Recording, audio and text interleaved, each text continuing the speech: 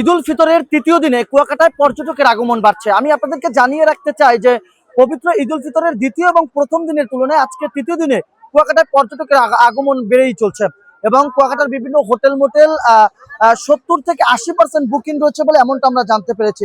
আমি আপনাদেরকে দেখানোর চেষ্টা করছি কুয়াকাটার সমুদ্র সৈকতের পর্যটকরা বিভিন্ন আনাচে কানাচে ছুটে চলছে এবং বিভিন্ন যে দর্শনীয় স্থানগুলো রয়েছে সেখানে তারা ছুটে চলছে।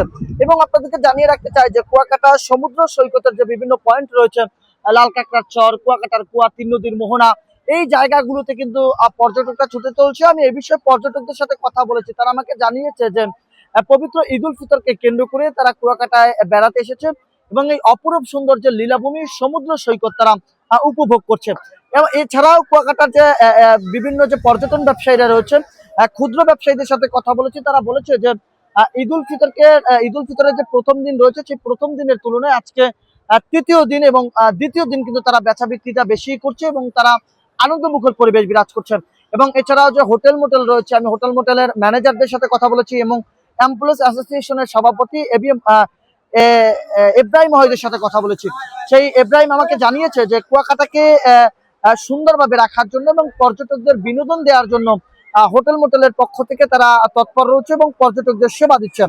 এবং এছাড়াও কুয়াকাটার tour operator association of Kuakata ট্যুরের প্রেসিডেন্ট রুমান ইমতিয়াজ তুষারের সাথে কথা বলেছে।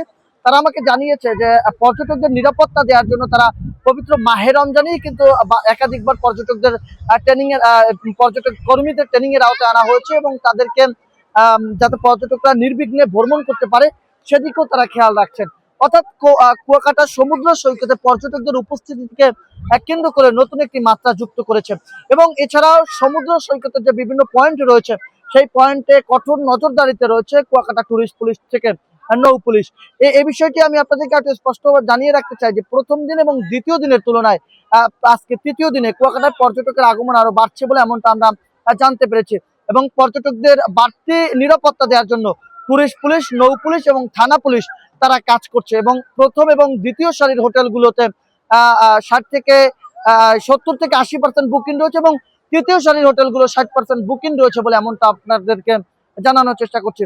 তো সর্বশেষ আপনাদেরকে জানিয়ে রাখতে চাই যে পবিত্র ঈদ উল ফিতরের তৃতীয় দিনে আজকে পর্যটকের আগমনে বেড়েছে অনেকটা বেশি। আপনাদের সাথে আমি ছিলাম জাহিদুল ইসলাম জাহিদ, সোনালী নিউজ, কুয়াকাটা।